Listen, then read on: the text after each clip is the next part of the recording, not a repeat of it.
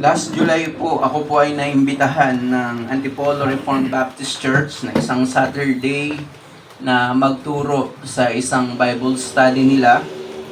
At sa akin pong pag-travel doon, medyo madali na pong pumunta ng Antipolo dahil from Cubao ay meron na pong LRT hanggang Masinag, SM Masinag. So ako po ay bumaba sa SM Masinag.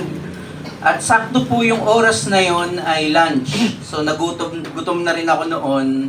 At napagdesisyonan ko po na mag-lunch sa SM Masinag kasi katabi lang yun ng LRT.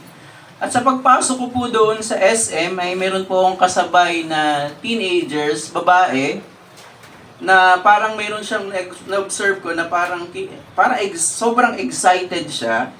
At meron siyang ka-chat. So pinabayaan ko na parang excited, parang ngumingiti siya. Halos kasabay ko siya sa paglalakad at pagdating namin doon sa pinaka-lobby siguro ng mall, ay meron palang K-pop event na nandoon yung mga merch, nandoon yung mga picture. At pagdating noong teenagers nito, na parang life size na hindi ko po kilala kung sino yung K-pop na yon na Koreano. Nung lumapit na yung teenager na ito, doon sa image na yon, life size na image, kilig na kilig yung teenager. Tuwang-tuwa siya nang nakita niya yung figure na yon na hindi naman totoo, na picture lang. Hindi ako makarelate, hindi ko mag-gets, but anong nakakakilig doon? Well, yun yung gusto niya, kinilig siya doon. Pero ang gusto ko pong makita niyo dito, how much more kung kilig na siya doon. Tuwang-tuwa siya na makita niyo yung kanyang iniidolo na K-pop star. Paano pa kaya, ano kaya yung magiging reaction niya kung yung mismong figure na yun na tao mismo ang makasama niya. At ito po ang makikita po natin ngayong umaga. Subalit kabaliktaran po ang case na nangyari sa Hebreo. Sa Hebreo po, mas gusto nilang itaas yung mga anino, yung mga shadows compared sa realization. Tayo po ay magsisimula sa ating panibagong serye sa aklat ng Hebrews. Makikita po natin ang kaibahan ng larawan sa katotohanan o sa katuparan, sa persona ng Panginoong Hesukristo. Buksan niyo po ang inyong pong mga Biblia sa Hebrews 1. Ito po ang first installment natin sa ating new series sa Hebrews 1. And I suggest na pwede niyo po itong basahin para maging familiar po tayo sa ating pag-aaral. So pwede niyo po siguro itong idagdag sa inyong mga personal readings. Ang pag-aaralan po natin ay Hebrews 1 verses 1 to 4. So, Hebrews 1 verses 1 to 4. Babasahin ko po sa wikang Filipino. Sabi po dito, verse 1, noong unang panahon, ang Diyos ay nagsalita sa ating mga ninuno sa iba't ibang panahon at sa iba't ibang paraan sa pamamagitan ng mga propeta. Subalit sa mga huling araw na ito ay nagsalita siya sa atin sa pamamagitan ng anak na kanyang itinalagang tagapagmana ng lahat ng mga bagay na sa pamamagitan din niya ay ginawa ang mga sanlibutan. Siya ang kaningningan ng kaluwalhatian ng Diyos at tunay na larawan ng kanyang likas at kanyang inaalalayan ang lahat ng bagay sa pamamagitan ng kapangyarihan ng kanyang salita. Nang magawa na niya ang paglilinis ng mga kasalanan, siya ay umupo sa kanan ng kamahalan sa kaitaasan. Palibhasa'y naging higit na mataas kaysa mga anghel, palibhasa'y nagmana ng higit na marilag na pangalan kaysa sa kanila. Ang sulat po sa mga taga-Hebreo or sa Hebrews ay patungkol po sa mga Hudyo na naging Kristiyano. Ito ay mga Jews, ito ay mga Hebreo, mga Hebrews na naging mananampalataya, na nagkaroon ng conversion sa Christianity. Subalit dahil po sa mga persecution, dahil po sa mga temptation nung pong culture nila ay meron pong tukso or may temptation na bumalik sila sa relihiyong Judaismo. Gusto nilang balikan yung mga ceremonies, mga sacrifices, mga worship in the Old Testament. Makikita po natin na ang manunulat ng Hebreyo ay lumayo po sa normal or typical na form ng letter, yung paraan ng pagsusulat noong pong panahon nila. Noong pong panahon nila, ang pagsusulat po ay magpapakilala kung sino yung sender, ipapakilala kung sino yung sinusulatan, mayroong thanksgiving. Pero dito po sa Hebreyo ay wala po ang mga elemento na ito na pagpapakilala, pagpapasalamat. Hindi po sinabi kung sino po yung author. Wala pong naitala. May mga nagsasabi po na si Lucas, may mga nagsasabi na si Pablo. Personally, ang view ko po dyan, si Pablo ito, pero ang nagsusulat ng kanyang secretary ay si Lucas. Well, personal ko po yung sa aking study, pero hindi naman po tayo masyadong dogmatic kung sino yung author.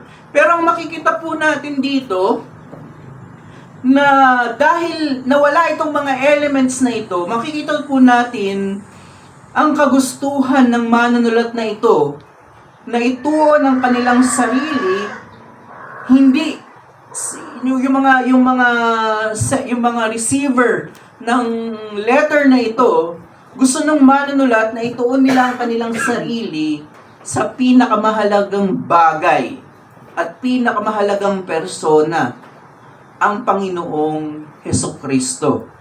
Gaya po ng nabanggit ko po, mayroong pong tukso na manumbalik sila sa lumang tipan. May binanggit po sa verse 4 na mas mataas si Kristo sa anghel. Dahil po may tukso rin na itong mga Hebrews na ito ay may tukso ng pagsamba sa mga anghel. May tukso rin po ng apostasy or pagtalikod sa pananampalataya. So, may iba't ibang mga temptations na kinakaharap ang mga mananampalatayang ito, at sa katotohanan pa nga, may mga tumalikod na. So, yun po yung case. Ito po yung sitwasyon ng mga mananampalatayang ito. Maraming mga umiiral na mga temptation. Kaya ang ginawa po ng manunulat ay itinuon niya sila sa tanging lunas sa mga problemang ito. Maraming mga problems, hindi sinabi ng author na magkaroon kayo ng group dynamics.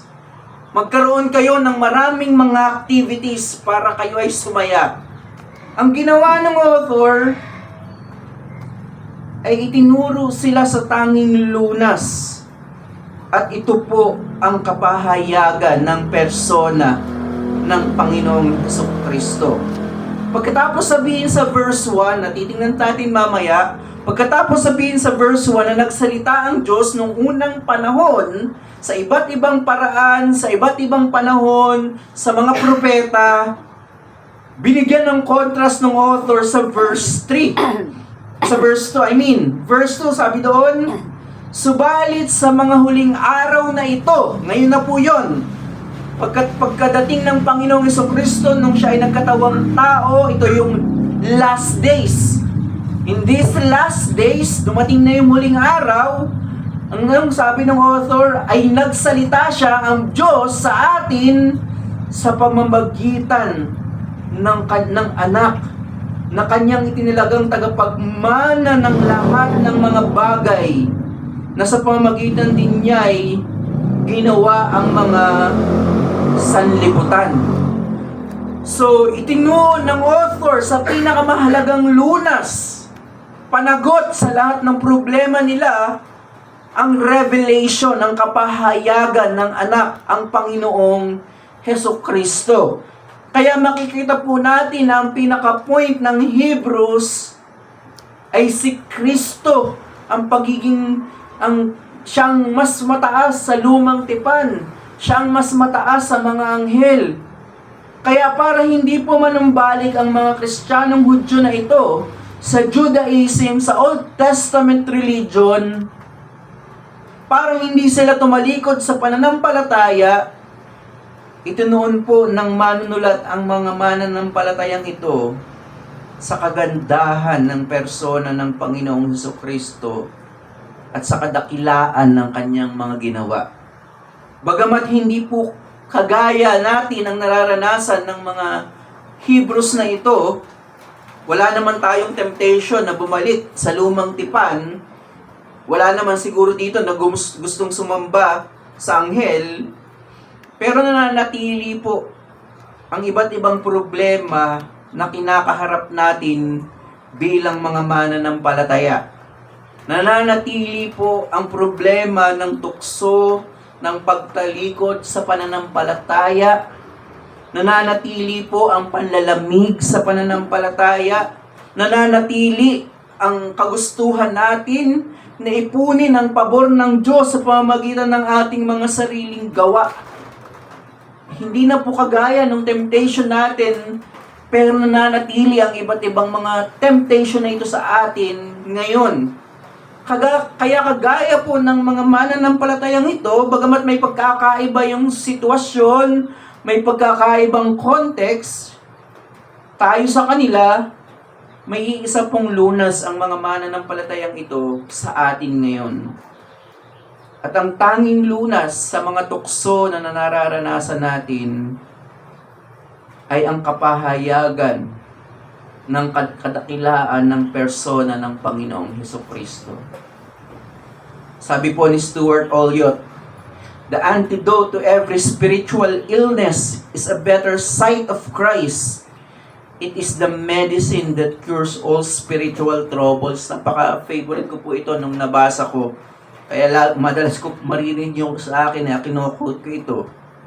Ang sabi ni Olyott, ang tanging medicine, ang tanging aid, ang tanging lunas sa lahat ng ating mga kahinaan, sa lahat ng ating mga pagtalikod, sa lahat ng ating kasalanan, ang tanging lunas, sabi ni Olyott, is a better sight of Christ. Ang makita ang Panginoong Hesukristo. At ito po yung nilayon ng author, the revelation of the glory of Christ. Kaya po ang ating pong message for this morning, ang kapahayagan ng maluwalhating persona ng Panginoong Hesukristo ay ang tanging lunas sa lahat ng uri ng pagtalikod. Ang kapahayagan ng maluwalhating persona ng Panginoong Hesukristo ay ang tanging lunas sa lahat ng uri ng pagtalikod.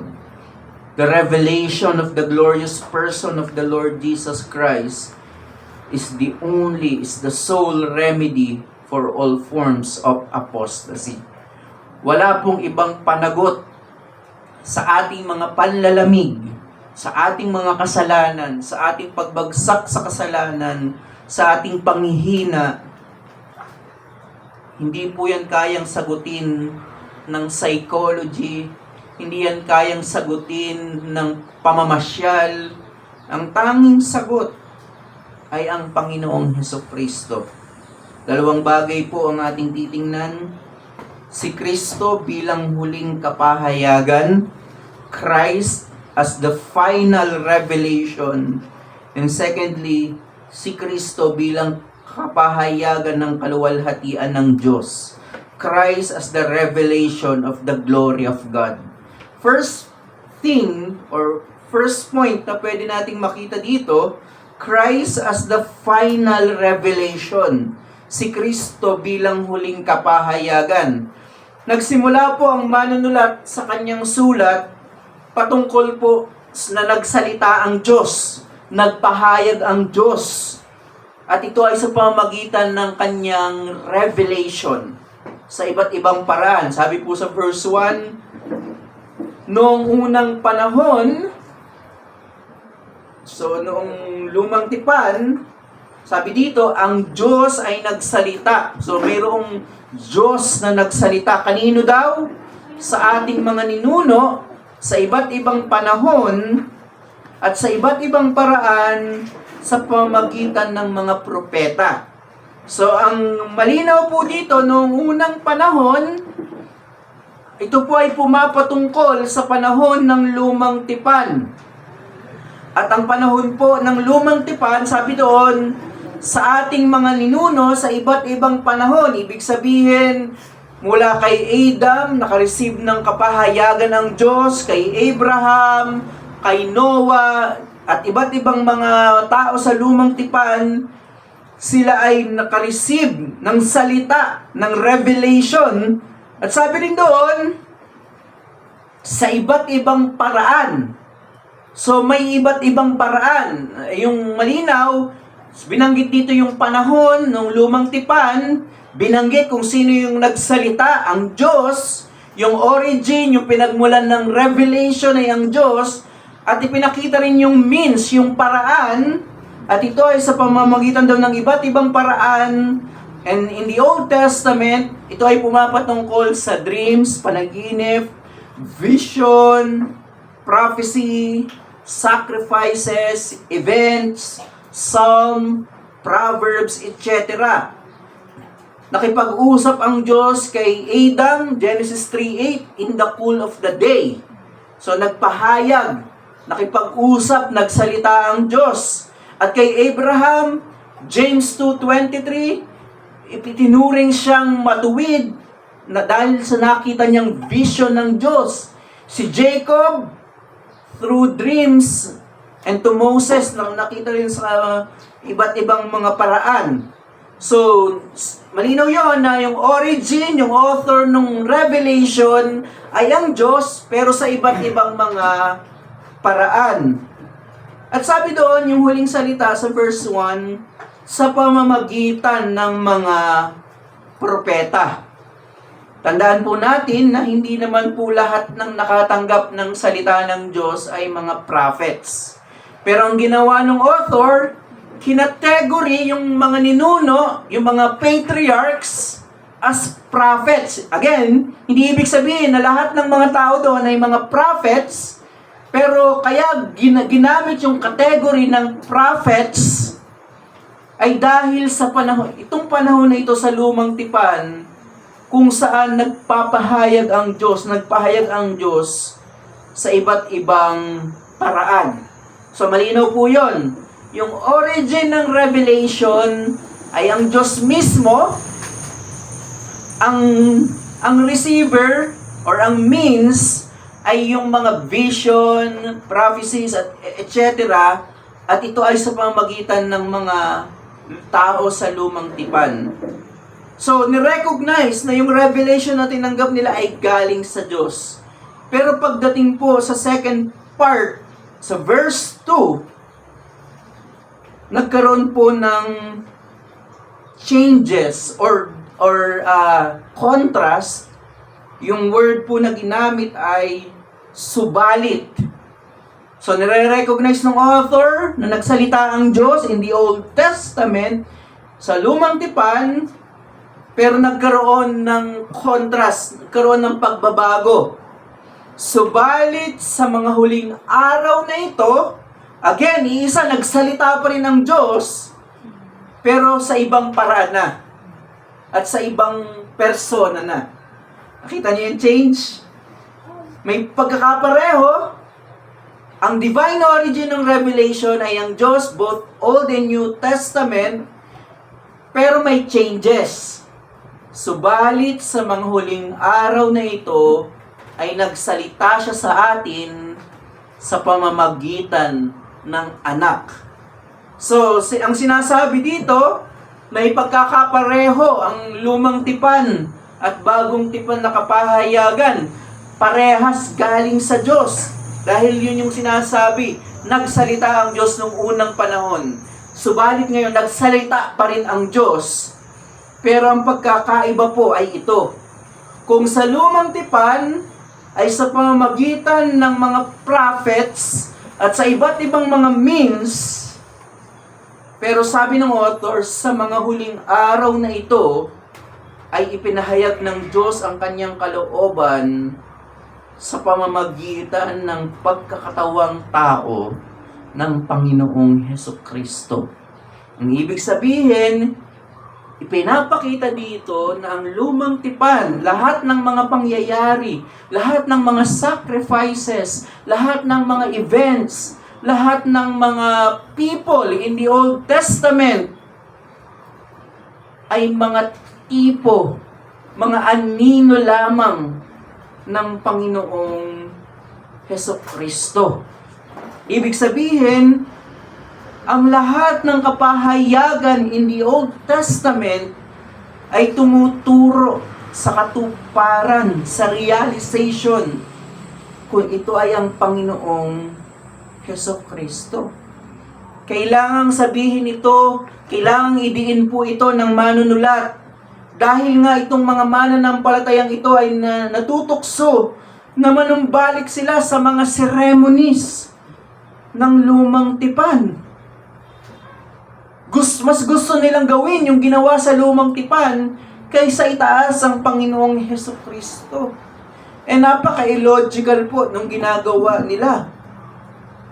In relation dun sa introduction ko kanina, for example, nagkahiwalay kayo ng ilang panahon ng iyong asawa at tinitingnan mo lang yung iyong asawa sa kanyang larawan at tuwang-tuwa ka na doon at ngayon ay umuwi ang iyong asawa, pero ang ginagawa ng mga Hebrews na ito, mas tuwang-tuwa sila doon sa larawan kaysa doon sa katotohanan, kaysa doon sa asawa. Ganun yung ginagawa nila, napaka-illogical.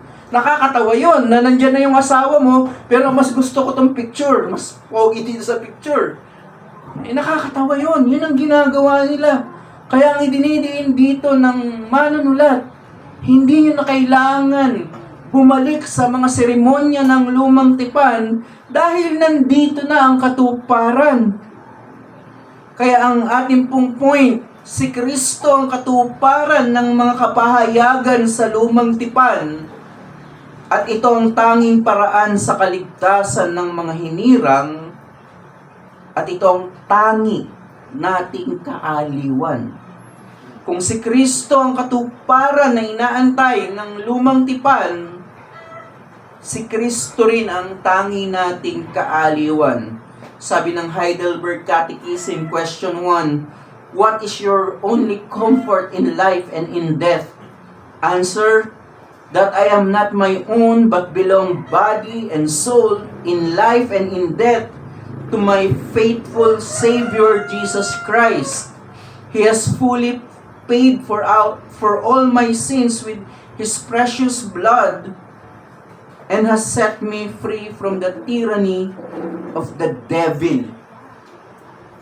Si Christ ang kailangan ng mga mananampalatayang ito at si Kristo rin po ang kailangan natin. Gaya ng sinabi ko po kanina, bagamat hindi kagaya ng sitwasyon natin ang nararanasan ng mga taga-Hebreyo, wala naman ditong gustong mag-alay ng kambing. Pwede po nating kaldereta, pero wala naman dito nung sasamba kayo, ay gusto nyo mag-alay ng kambing. Hindi naman ganon. Pero maaaring nahuhulag pa rin po tayo sa kasalanan na marami tayong pinapahalagahan. Mas marami tayong gustong gawin. Mas marami tayong gustong itaas kaysa sa Diyos at kay Kristo. Ito man ay career, ito man ay reputation, ito man ay romantic relationship, even ministry. Kung ito yung nagdi-define sa inyo pong pagkatao, wala po kayong pinagkaiba sa mga taga-Hebrew, dito sa mga Hebrews na ito. Hindi matutugunan ng mga bagay na ito ang inyong spiritual na pangangailangan. May mga nagmi-ministry para makaranas ng kagalakan, pero hindi primarily upang bigyan ng kaluwalhatian ng Diyos.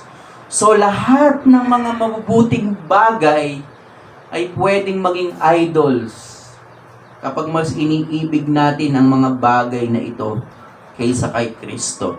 Kagaya po ng Hebreo, hindi naman masama yung lumang tipan. Pinag-aaralan natin yung lumang tipan, pero ang ginagawa ng Hebreo, mga Hebrews na ito, mas itinataas nila, mas gusto nilang sambahin ang lumang tipan kaysa kay Kristo mismo. Hindi po matutugunan ng mga bagay na ito ang ating void sa ating mga puso. Mayroon pong malaking butas sa ating mga puso na dahil sa kasalanan, itong malaking butas na ito sa ating mga puso ay gusto nating tugunan ng karir, ng romantic relationship, family, ministry. Hindi po. Walang masama, walang masama sa mga bagay na yan, mahalaga yan, pero never masasatisfy nito yung void sa iyong puso. Ang ginawa ng author, ang tanging lunas lamang sa ating kalagayan bilang makasalanan ay ang Panginoong Hesukristo. At nananatili po yung katotohanan na yan kahit sa mga mananampalataya. Si Kristo po ang nagsusustain ng ating buhay. Subalit kung may kinakausap ako dito na wala ka pa kay Kristo, at ang iyong mentality na kapag na-attain ko ito, kapag ako ay gumanda yung karir ko, ako ay magiging masaya. Kapag napasagot ko siya, ako ay magiging masaya. Kapag nagkaroon ako ng magandang family, magiging okay na yung buhay ko. Pinipilit mong punuan yung void na yon na hindi kayang punuan. Kung ganito ang iyong mentality, ang tanging lunas sa sakit, sa butas na ito, ay ang persona ng Panginoong Hesukristo. Hindi ko po sinasabi na kapag ikaw ay naging mananampalataya, puro kagalakan na. Baka nga mas marami pang problema. Pero ang sinasabi ko, sa kabila ng mararanasan mong mga paghihirap, may joy, may contentment ka, dahil si Kristo ang satisfaction ng iyong puso. Kaya lumapit ka sa Panginoong Hesukristo. Siya na totoong Diyos na nagkatawang tao, ibinigay ang kanyang sarili, tinupad ang lahat ng sinasabi ng batas, at kung sinong mananampalataya sa Kanya ay magkakaroon ng buhay na walang hanggan.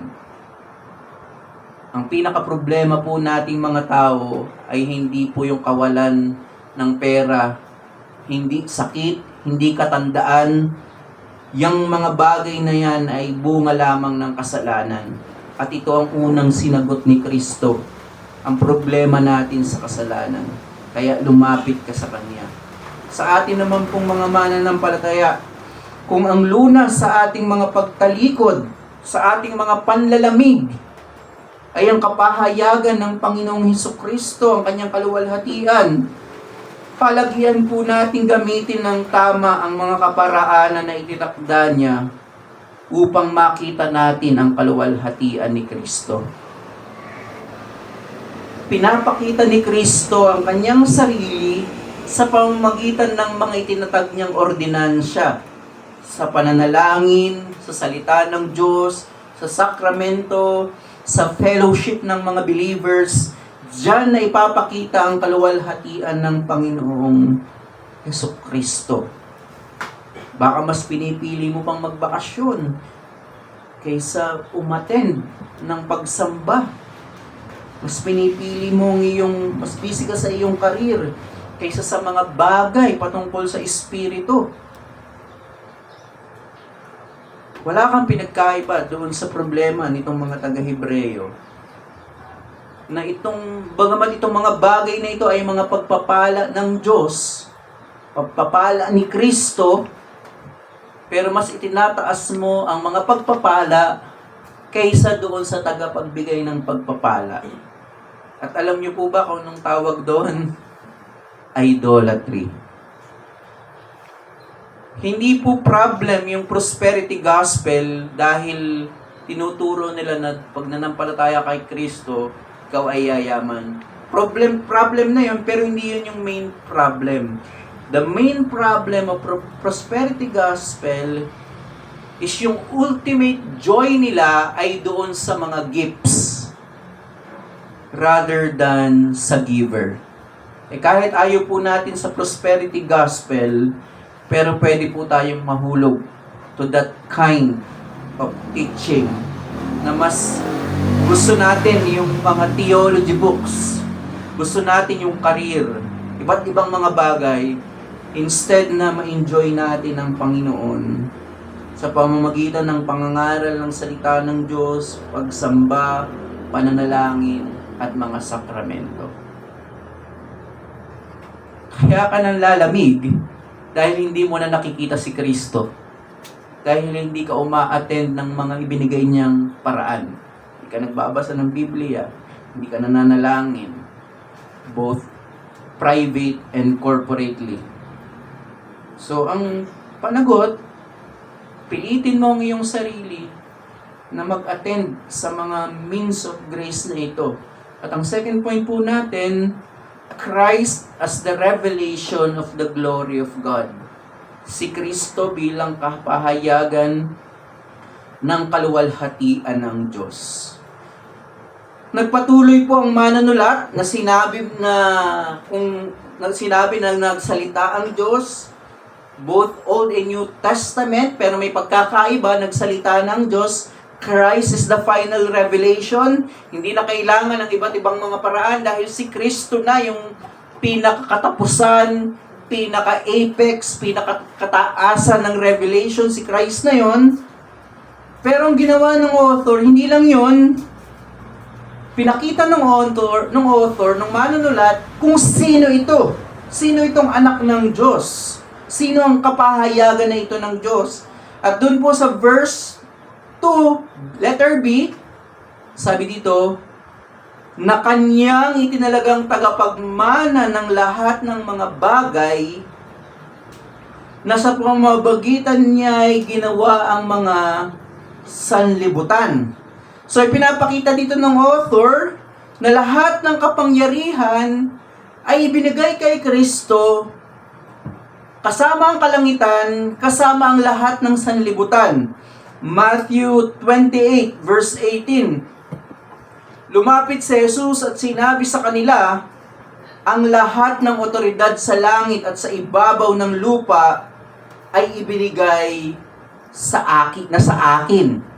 Ibig sabihin, ang lahat ng mga bagay na ito ay malinaw na lahat ng nilikha, nasa langit man, nasa lupa man, ipinapakita dito na ang lahat ng bagay ay nilikha niya sa pamamagitan niya at para sa Kanya.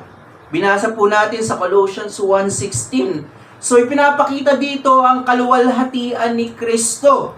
At nagpatuloy po ang author sa verse 3, at ito po yung bibigyan natin ng pansin. Sabi dito, siya ang kaningningan ng kaluwalhatian ng Diyos at tunay na larawan ng kanyang likas at kanyang inalalayan ang lahat ng bagay sa pamamagitan ng kapangyarihan ng kanyang salita.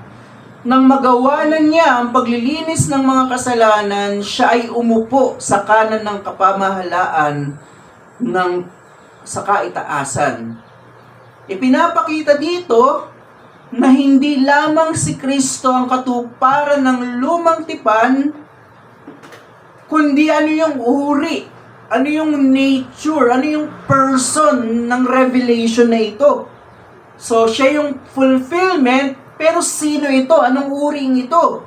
At malinaw dito na si Kristo daw ang kapahayagan ng kaluwalhatian ng Diyos. Binasa po natin kanina sa Exodus na hindi pwedeng binanggit kanina nung ni Brother Hermes na hindi pwedeng makita ang Diyos kasi hindi nila kayang makita by their naked eyes dahil iba yung kalikasan ng Diyos. Yung larawan nga doon, yung likod lamang, yung tagiliran lamang yung nakita. Dahil hindi pwede nating makita ang Diyos sa sobrang maluwalhati. Ang Diyos ay hindi pwede nating makita, hindi natin makikita. Pero ang sinasabi dito, bagamat invisible ang Diyos, sabi dito, si Kristo daw ang kapahayagan. Sabi doon, hindi lang siya basta kapahayagan, siya ang kaniningan ng kaluwalhatian ng Diyos at tunay na larawan ng kanyang likas. Yung pong larawan dito ay hindi po yung parang larawan as photo, kundi yung larawan dito in the Greek word ay yung totoong nature, na siya yung realization, siya yung katotohanan ng Diyos. Pinapakita dito na si Kristo ang kaluwalhatian ng Diyos, siya ang tunay na larawan ng Diyos, ibig sabihin, siya ang totoong Diyos na nagkatawang tao. At ang dakilang persona na ito ay naging kabayaran ng kasalanan. Sabi doon, itong Diyos na ito na nagkatawang tao, sabi dito, nang magawa na niya ang paglilinis ng mga kasalanan, ibig sabihin yung kanyang work in the cross, yung kanyang obedience, ngayon ay nagahari na, sabi doon, ay umupo sa kanan ng kapamahalaan sa kaitaasan. Ang gusto ko pong makita nyo dito, na ang paghahari pala ni Kristo, yung kanyang inipon, yung kanyang pinaghirapan, binigay sa kanya yung mana niya dahil pinagpaguran niya ito. Gusto ko pong bigyan niyo ng pagkakaiba yung si Kristo bilang Diyos na may kaluwalhatian na as Creator. Totoo yun kay Kristo, pero merong added, may idinagdag na kaluwalhatian kay Kristo dahil sa kanyang pagsunod. At dun po sa binasa natin na Matthew 28 and 18, yung idinagdag na kaluwalhatian ay hindi lamang po limited sa church. Kadalasan kasi yung mga pangangaral na yung si Kristo ay naghahari sa iyong puso at sa iglesia. Totoo po yun. Pero yung pinapakita po dito ni Christ at doon po sa Matthew 28:18 and sa atin pong sariling text, yung ibinigay na kaluwalhatian kay Kristo ay hindi lamang limited sa tinatawag na redemptive kingdom or yung church. Yung sphere ng kanyang kingship ay hindi lang limited sa spiritual realm, kundi heaven and earth. Lahat. Yun po yung sinasabi dito. Ganito kadakila si Kristo. Bagamat naniniwala tayo sa separation ng church and creation, church and state, may separation yan. Pero itong dalawang kingdom na ito, kung tatawagan natin kingdom, kingdom ng mundo at kingdom ng espiritu, redemptive kingdom, bagamat may separation sila, may pagkakahiwalay sila, pero wala silang separation kay Christ. Both under ng kingship, ng paghahari ng Panginoong Hesukristo. Kaya yung kanyang kaluwalhatian ay napakadakila. Hindi lamang siya Diyos, kundi yung kanyang kaluwalhatian, it is something na pinag-ipunan niya, pinagpaguran niya sa kanyang obedience, sa kanyang perfect obedience. So, pinapakita dito na kaya si Kristo ang kaluwalhatian ng Diyos. Kaya ang point po natin, si Jesucristo ang kapahayagan ng kaluwalhatian ng Diyos. Totoo na siya ay totoong Diyos, pero kaya siya ang kaluwalhatian ng Diyos dahil ito ay naipakita sa kanyang tinapos na gawa. So, mas na-magnify yung glory ng Diyos sa pamamagitan ng tinapos na gawa ng Panginoong Hesukristo. Dahil sa sobrang taas at makapangyarihan ng Diyos, hindi natin siya makikita. Hindi natin makikita kung ano ang Diyos. May pagkakaiba ang Diyos at ang tao. Pero ito po yung glory ng Christian faith. Yung glory natin is through the humiliation of God. Through the humiliation of Christ. Na ipakita ang kaluwalhatian ng Diyos, yung irony is through humility sa pamamagitan ng pagkakatawang tao ng Panginoong Hesukristo. Kaya in Christ, nakita natin kung ano ang Diyos, kung sino ang Diyos. At ang Diyos na ito, ang Panginoong Hesukristo na ito, ang nag-iingat sa ating kaligtasan. Kaya ang challenge sa atin bilang mga mananampalataya, si Kristo bilang kapahayagan ng kaluwalhatian ng Diyos ay ang katotohanan na dapat na nagbibigay sa atin ng kalakasan at kagalakan. Kung si Kristo pala ang kaluwalhatian ng Diyos, ang kanyang kagandahan ay ang kagandahan ng Diyos, ito po dapat yung nagbibigay sa atin ng motivation to persevere, to continue in our Christian life. Nagamit ko na po na case si Viktor Frankl na isang survivor sa Holocaust. Sabi ni Viktor Frankl, hindi daw kailangan ng physically fit para makasurvive doon sa Holocaust. At ang ginawa ni Frankl, sabi niya, ang kanyang motivation, my mind still clung to the image of my wife. Ang naging motivation niya to persevere, to survive sa tyranny ng Holocaust is nakatingin siya doon sa hope na one day makikita ko ang aking asawa. At nag-cling siya doon, humawak siya doon sa kagustuhan niya na makita niya ang kanyang asawa. Hindi po ganun yung hope natin. Ang hope po natin ay mismong Diyos. Kaningningan ng Diyos. Si Kristo. Ang pinakamagandang persona. Napakamabiyaya po ng Panginoon sa kabila ng pagiging iba ng kalikasan ng Diyos. Nagkatawang tao siya upang makita natin siya sa pamamagitan ng Panginoong Hesukristo. Kaya po, dakila ang ating kaligtasan ay dakila ang gumawa nito. Kaya every time na nakakaranas tayo ng kalagumpayan, dahil yan dun sa worth ng person, sa worth ng kanyang ginawa, ang Panginoong Hesukristo. Kaya ang Panginoong Hesukristo po ang tanging lunas sa lahat po ng ating mga pagtalikod. Tayo po'y manalangin. Panginoon, maraming salamat po sa inyo pong salita.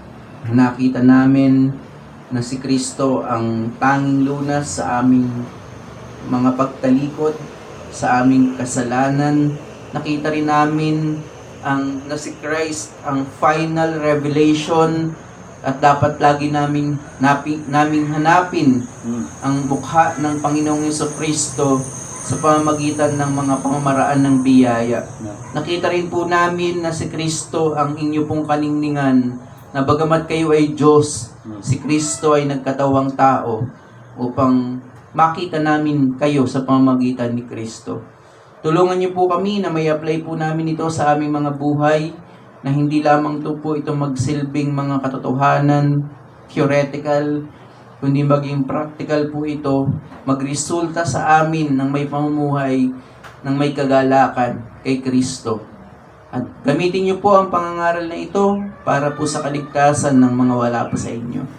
Kayo lamang po mag-glorify sa mga pag-aaral na ito sa pangalan ni Jesus. Amen. Amen.